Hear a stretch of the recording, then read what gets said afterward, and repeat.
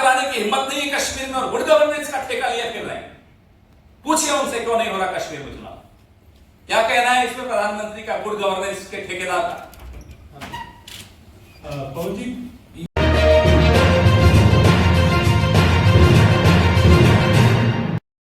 आज माननीय चुनाव आयोग ने आम चुनावों की घोषणा तो कर दी है, लेकिन ये चुनाव किसी भी सूरत में आम नहीं, बहुत महत्वपूर्ण है।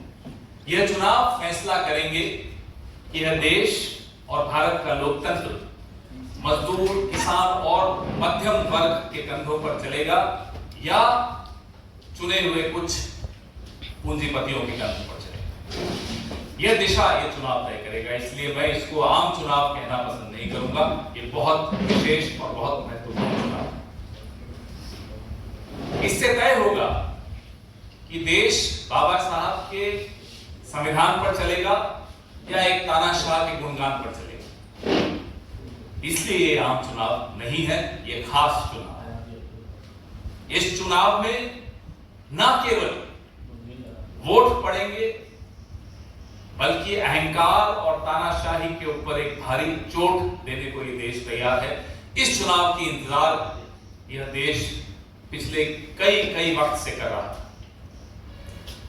10 साल में और खास तौर पे पिछले 5 साल में संविधान और लोकतंत्र की ऐसी कोई मर्यादा नहीं बची जिसको भारतीय जनता पार्टी ने तार नहीं किया। चाहे ईडी और सीबीआई और इनकम टैक्स के माध्यम से विपक्ष की आवाज को कुचलना हो, चाहे बेरोजगार नौजवानों के ऊपर लाठियां बरसानी हो, पेपर लीक होने हो, पेपर लीक के बाद उनके साथ जो अन्याय हुआ वो हो रहा हो, पिछले 10 साल में पूरे देश ने देखा। एमएसपी की जायज मांग करते हुए 750 किसान शहीद हुए, वो पूरे देश ने देखा।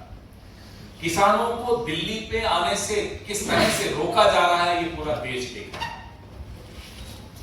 महिलाओं के साथ सड़क पर सरेआम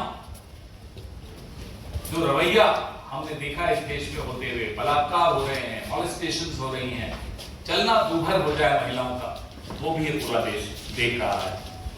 मणिपुर से लेकर और महाराष्ट्र तक जो कोई वर्ग ऐसा बचा हो जिस पर अत्याचार न हो, हमें ऐसा नहीं लगता कि ऐसा कोई वर्ग बचा है।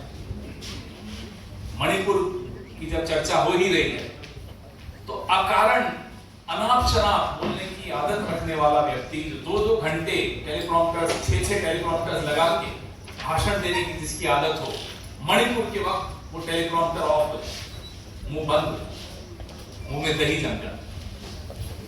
एक शब्द मणिपुर पर प्रधानमंत्री के मुंह से नहीं है। और पिछले कुछ दिनों से चंदा लो और धंधा दो की जो नीति है भारतीय जनता पार्टी की, वो पूरे देश के सामने बेनकाब हुई है, आप सबने देखी है। कई हफ्तों से, महीनों से, सालों से महंगे वकील खड़े किए गए कि ये आंकड़े सार्वजनिक न हो। देश जानना चाहता था कि आखिर क्या छिपाना चाहते थे, क्यों ये आंकड़े सार्वजनिक नहीं होने देना चाहते थे। लगातार बहाने, एक के बाद एक बहाने बनाए गए। एसबीआई पर दबाव डाला गया, स्टेट बैंक ऑफ इंडिया पर। हम धन्यवाद देते हैं माननीय सर्वोच्च न्यायालय का, जो लोकतंत्र की ढाल बनकर खड़े रहा और ये आंकड़े अब सार्वजनिक हुए। 12,000 करोड़ का चंदा लॉटरी वाले, वैक्सीन वाले, खदानों वाले, इन सब से जो चंदा लिया गया, इसके बदले में प्रधानमंत्री ने इन्हें क्या क्या दिया, ये आप लोग सब जानते हैं, वाकिफ हैं। लगातार हम इस पे चर्चा करते रहते। इधर ईडी की रेड होती थी, उधर भारतीय जनता पार्टी की गुल्लक में सिक्के गिरने शुरू हो, ये भी हम सब ने देखा। और एक मजाक एक तरह से चारों तरफ अब सोशल मीडिया पे दिखता है कि उद्योगपति के दरवाजे पर भाजपा का इलेक्टोरल बॉन्ड दिखा देता है, ईडी रिवर्स गियर में, फिर वो एड्रेस भूल जाए, फिर वहां ईडी कभी नहीं जाता। तो पूरे लोकतंत्र का एक तरह से चंद एजेंसियों ने एक लालची तानाशाह का गुलाम एक लोकतंत्र को बना दिया। ये कोई मजाक की बात नहीं है। ये जो चंदे की लूट का पैसा है, ये जो हफ्ता वसूली का पैसा है, ये जो वसूली सरकार बैठी है केंद्र में, इसने अपनी पार्टी का हर जिले में 7 सितारा ऑफिस बनाया। राष्ट्रीय स्वयंसेवक संघ का हर राज्य में, हर जिले में कुछ ना कुछ कंस्ट्रक्शन चल रहा। स्कूल की छत हो या न हो फर्क नहीं पड़ता। भारतीय जनता पार्टी का 7 स्टार ऑफिस होना आवश्यक है। यह है इस चंदे का धंधा, यह है इस हफ्ता वसूली सरकार की असलियत। और हमारे कुछ साथी भारतीय जनता पार्टी के कार्यालय में, आप जैसे साथी जाते हैं तो बताते हैं एक एक कमरे में 4-4, 5-5 सबसे महंगे एसी। ये कहां से आ रहा है? किसका पैसा है? इस पैसे के बदले में आप क्या क्या बेचें? 10 साल से ये सारे सवाल हम सबके जहन में हैं, हम सबके दिमाग में हैं। आप लोगों के, आप लोग नहीं चला पाते हैं, लेकिन आपके दिमाग में भी है सवाल। किस तरह से विधायक खरीदे जाते हैं, सरकारें गिराई जाती हैं, किस तरह से नेताओं को ब्लैकमेल कर करके उनकी पार्टियां बदलवाई जाती हैं, जमीन का सौदा किया जाता है। ये पैसा कहां से आता है? कल बहुत ऐतिहासिक दिन है, हमारी पार्टी के इतिहास में भी बहुत महत्वपूर्ण दिन है और इस देश के लिए भी बहुत महत्वपूर्ण दिन है, हमारे लोकतंत्र के लिए बहुत महत्वपूर्ण दिन है। कल राहुल गांधी जी के नेतृत्व में जो भारत जोड़ो न्याय यात्रा चल रही है, जो मणिपुर से शुरू हुई थी, कल उसका मुंबई में समापन है। राहुल जी ने हमारे पार्टी अध्यक्ष के निर्देशन में, खड़गे साहब के निर्देश के अनुसार ये यात्रा निकाली और लगातार सड़क से संसद तक देश के नौजवानों, किसानों, पिछड़ों, महिलाओं और दलितों और शोषितों के हितों के लिए संघर्ष लगातार किया।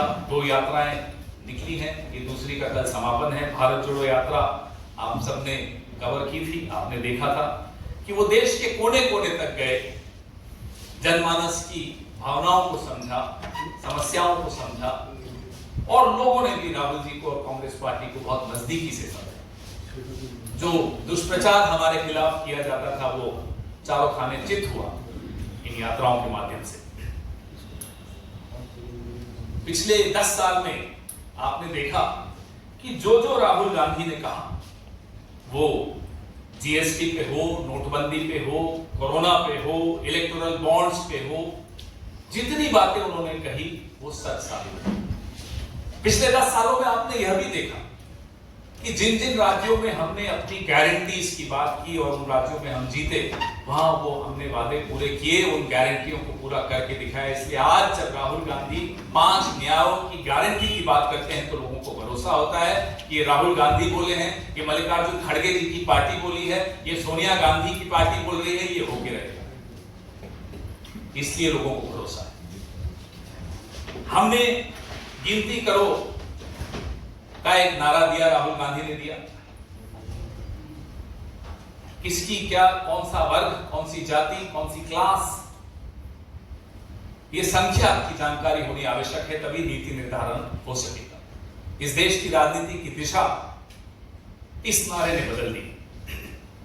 युवाओं को पहली नौकरी पक्की और 30 लाख खाली पड़े सरकारी पदों को भर्ती भर देना, उनको भर देना, वो रिक्तियां खत्म करना, ये गारंटी राजनीति को बदलने की दिशा में एक बहुत मजबूत कदम। आज के बाद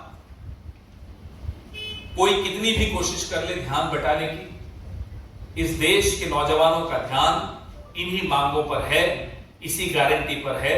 वो जवाब मांग रहा है, वो इंतजार कर रहा है कि चुनाव शुरू हो और वो ऐसी पार्टी को वोट दे जिसने 30 लाख नौकरियां भरने की गारंटी दी है, जिसने पहली नौकरी पक्की का वादा किया है, वो है कांग्रेस पार्टी। देश के करोड़ों किसान भी प्रमुख फसलों पर कानून के माध्यम से एमएसपी की जो गारंटी हमने दी है उसकी इंतजार कर रहे हैं। उनकी इंतजार अब कुछ हफ्तों की बची है, 2 महीने की बची है, उससे ज्यादा नहीं बची है, वो इंतजार खत्म होने वाली है। Friends, elections have been announced.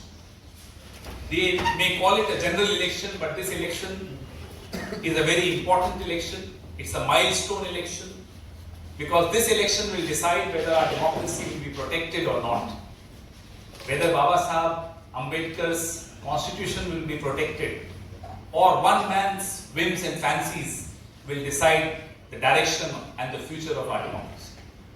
It's a very crucial election. It also happens under a cloud of scams of electoral bonds, jailing and suspension and raiding of opposition parties, politicians, freezing the funds of the primary national opposition party. That's unprecedented. Reducing the constitutional status of the election commission. We've all witnessed how the Congress had a dissenting note to the appointment of the election commissioners also. So under these circumstances, the election has been announced. We have been raising issues that matter to the farmers, to the youth, to the women, especially to the unemployed youth, through the two yatras that Mr. Rahul Gandhi undertook, the Bharat Jodo Yatra and the Bharat Jodo Nyaya Yatra. He had underlined the need for India's politics to focus on these issues. Paper leak is not a small issue. It compromises the future of lakhs and lakhs of our young boys and girls. So when Rahul Gandhi talks about guarantee, when Rahul Gandhi talks about nyaya to these groups of people, people take it seriously. Because whenever Rahul Gandhi spoke about demonetization, COVID, GST, he was proved right. People know if Rahul Gandhi is saying something, he means it and it will be done. Mr. Mallikarjun Kharge had asked Rahulji to undertake the Bharat Jodo Nyaya Yatra, which culminates in Mumbai tomorrow. It started in Manipur. And throughout this yatra, Mr. Gandhi and the Congress party has been underlining the guarantees of Nyaya to the youth, to the farmers, to the women, to the tribals, to construction labor, to all the different groups that have been at the receiving end of a totally pro-rich regime that we've witnessed in the last 10 years. This election, people have been waiting for. People want to elect a party which thinks of the youth.